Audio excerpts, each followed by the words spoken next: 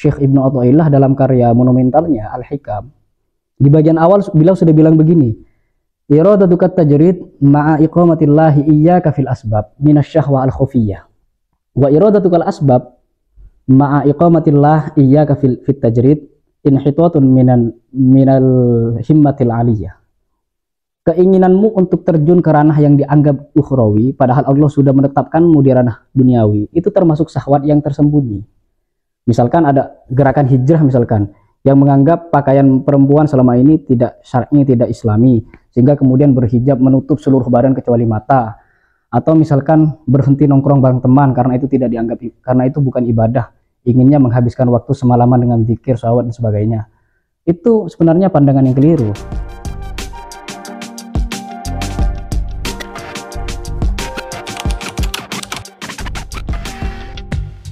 Salam sejahtera untuk semua, jumpa lagi dengan channel Iman Nalar.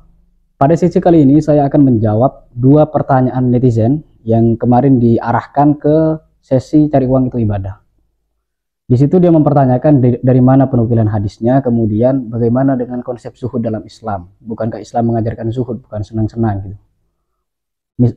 Pertanyaan yang pertama misalkan tentang hadis. Kalau yang dimaksud dengan hadis itu adalah Qutbuddin al-Istildat ila akhirih, itu bukan hadis. Itu adalah pernyataan Imam Al-Ghazali. Tapi kalau yang kedua, asyaddun nasi adzaban yaumal qiyamah ila akhirih, itu adalah hadis. Masalahnya kalau ingin mengecek hadis itu tidak cukup di Bukhari dan Muslim. Karena memang kitab-kitab hadis itu sangat banyak. Terutama itu ya, terkenal ada istilah kutubus sittah itu. Sahih Bukhari, Sahih Muslim, Sunan At-Tirmidzi, Sunan Abi Daud, Sunan Ibnu Majah, dan Sunan An-Nasa'i. Itu pun masih ada lagi, ada Musnad Imam Ahmad, kemudian Al-Muwatta'nya Imam Malik, kemudian lagi ada Sunan Ibnu Hibban, kitab hadisnya Al-Hakim, Al-Baihaqi, At-Tabarani, dan Ad-Daruqutni. Jadi untuk mengecek suatu hadis tidak cukup ke Bukhari dan Muslim. Nah, beberapa tahun yang lalu seorang orientalis Belanda, A.J. Weinzig, sudah menulis kamus hadis itu berjudul Al-Mu'jam Al-Mufahras li Al-Fadhil Hadis. Kitab itu setebal 8 jilid dengan ukuran yang sangat besar. Itu merupakan kitab yang mendata seluruh hadis di semua kitab-kitab hadis gitu. Jadi dengan kitab itu bisa dicek hadis ini kata kuncinya apa, kemudian ada di kitab apa, halaman berapa, juz berapa, itu sudah jelas. Itu ya untuk pertanyaan pertama. Untuk pertanyaan kedua terkait senang-senang, apakah itu tidak bertentangan dengan konsep zuhud dalam Islam? Sebenarnya inti dari agama itu adalah senang-senang sebenarnya. Bagaimana menikmati agama, menjadikan agama sebagai kebutuhan, bukan sebagai kewajiban. Abdul Karim Soros, seorang pemikir muslim asal Iran, dia membagi pola keberagamaan itu kepada 3. Pertama, keberagamaan secara maslahati. Jadi beragama karena ada yang maslahat dari agama. Contoh sederhananya misalkan orang sholat duha, karena dengan sholat duha dia dapat maslahat, mudah dapat uang misalkan, kan sholat duha itu arahnya ke rezeki. Itu termasuk pola keberagamaan yang maslahati. Nah, rata-rata orang dalam beragama, untuk konteks Islam, itu beragamanya secara maslahati karena ada yang maslahat dari agama. Kemudian ada keberagamaan secara ilmi gitu, secara ma'rifati. Jadi menjadikan agama itu terutama sebagai ladang keilmuan, ladang wawasan.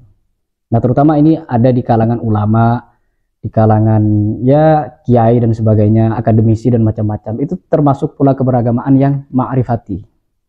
Dan yang ketiga itu yang paling puncak adalah beragama secara tajribati, mengalami langsung agama. Maksudnya menjadikan agama itu sebagai suatu totalitas yang dijalani secara sepenuh hati. Dan ini biasanya adalah beragamanya para sufi, para wali dan di atasnya gitu. Nah, beragama secara tajribati itu bukan lagi karena ada maslahat dalam agama, atau karena agama bisa membuat kita menolak mafsadat, menolak bahaya, enggak. Tetapi agama di situ sudah semacam menjadi kebutuhan gitu, sehingga agama itu dinikmati. Nah, inti dari agama ya arahnya ke situ, bagaimana agama itu disenangi. Itu yang saya maksud dengan inti dari agama adalah senang-senang. Lebih lanjut, inti dari agama adalah senang-senang. Ini juga termasuk kritik saya terhadap kalangan muslim kanan yang cenderung memaknai agama secara kaku gitu. Seakan-akan agama itu sejumlah kewajiban ritual, kewajiban konvensional, sehingga hal-hal yang selama ini sebenarnya adalah bagian dari agama malah tidak diakui sebagai bagian dari agama. Jadi kalau meminjam istilahnya Muhammad Arkhon itu menjadi sesuatu yang tak terpikirkan, unthought. Dan itu ketak terpikiran itu gara-gara konvensionalitas kita dalam memahami agama sudah menyerupai lapisan geologis pada bumi. Itu analogi Arkhon, pemikir muslim pembaharu asal Aljazair. Nah, lebih lanjut, saya contohkan langsung secara sederhana nih. Bagaimana hukum nongkrong? Selama ini kita menganggap nongkrong bareng teman itu adalah sesuatu yang duniawi, tidak ada ukhrawinya gitu, tidak ada unsur ibadahnya. Sebenarnya pandangan demikian keliru. Kenapa? Karena nongkrong itu justru adalah termasuk ibadah silaturahim. Sebab dengan nongkrong kita menemukan kehangatan dengan teman, persaudaraan. Bahkan di situ kita menemukan pertukaran pikiran, wawasan, pengetahuan, pengalaman, dan macam-macam gitu. Jadi secara tidak langsung dalam nongkrong itu ada dua ibadah, ibadah silaturahim dan ibadah majelis ilmu. Tapi sayangnya pandangan demikian luput dari perhatian kita. Kenapa? Karena kita terlalu konvensional dalam memahami agama. Nah, padahal jauh-jauh hari itu Syekh Ibnu Athaillah dalam karya monumentalnya Al-Hikam, di bagian awal beliau sudah bilang begini, iradatukat tajrid ma'a iqamatillahi iyyaka fil asbab minasyahwa al-khufiyyah wa iradatukal asbab ma'a iqamatillah iyyaka fit tajrid inhitatun minal himmatil aliyah. Keinginanmu untuk terjun ke ranah yang dianggap ukhrawi padahal Allah sudah menetapkanmu di ranah duniawi, itu termasuk syahwat yang tersembunyi.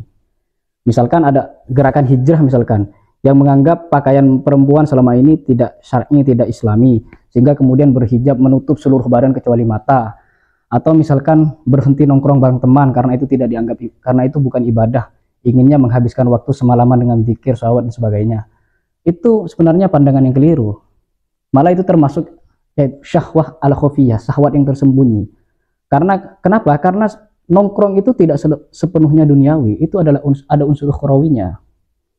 Ya kalau misalkan dikritik, kan dengan nongkrong kita bisa lalai tanggung jawab dan sebagainya, lalai sholat subuh misalkan dan sebagainya. Yang perlu dipersoalkan di situ bukan nongkrongnya, tetapi lalainya itu. Jadi lalai terhadap tanggung jawab itu yang salah, nongkrongnya enggak. Justru nongkrong itu bisa jadi ibadah. Dan memang secara inheren di situ adalah ibadah. Karena di situ minimal kita ibadah silaturahim dengan teman. Nah, keinginan kita untuk lepas dari hal-hal yang duniawi itu, padahal sebenarnya di situ ada unsur ukhrawinya, untuk kemudian terjun ke ranah ukhrawi yang konvensional, yang ritualistik, mengesampingkan hal-hal yang duniawi padahal itu ada ukhrawinya, itu termasuk syahwat yang tersembunyi. Kira-kira begitu. Maksud dari inti agama adalah senang-senang. Dan akhir kata, semoga berguna. Salam iman dan nalar.